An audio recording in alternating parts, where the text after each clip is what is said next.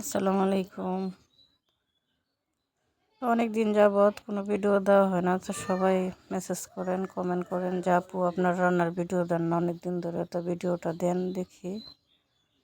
তো আজকে রান্না করব হলো গিয়ে আলু দিয়ে কাঁকরোল দিয়ে রান্না করব। তা কাঁকরোল হলো আপনার এত দাম, 200 টাকা কেজি কাঁকরোল আনা হয়েছে। তারপরও সিজনের জিনিস প্রথম বের হয়েছে, তো একদিন হলো খাওয়া লাগে। তো আমিও কাঁকরোল গাছ লাগাইছি, তো হইলে তারপর খাওয়া যাবে। তো এখন এই কাঁকরোল দিয়ে মাছ দিয়ে রান্না করব। তো কাঁকরোল তরকারিটা বসাই দিলাম। এখানে যা যা মশলা দেওয়ার কাম মশলা দিয়ে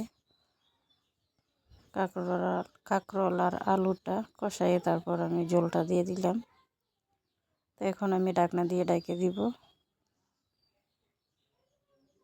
তো ভালো করে বলক আসলে তো মাছটাও দিয়ে দিলাম, ক্যামেরা ধরতে মনে নেই। তো মাছ দিয়ে দিলাম তরকারিতে। তো কয়েকটা কাঁচামরিচ ফালদা করে, তো এই কাঁচামরিচটাও দিয়ে দিলাম।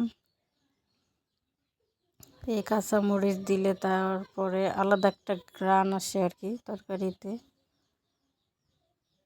তো এই যে দেখেন তরকারিটা আমার হয়ে আসছে, তো এখন নামাই নিব। তো এই আমার রান্না যারা যারা পছন্দ করেন তারা সবাই আমার লাইক কমেন্ট ও শেয়ার করবেন এবং ইউটিউব চ্যানেল সাবস্ক্রাইব করবেন। তো দেখেন তরকারি কালারটা কত সুন্দর আসছে। তো ধন্যবাদ, সবাই ভালো থাকবেন। আসসালামু আলাইকুম।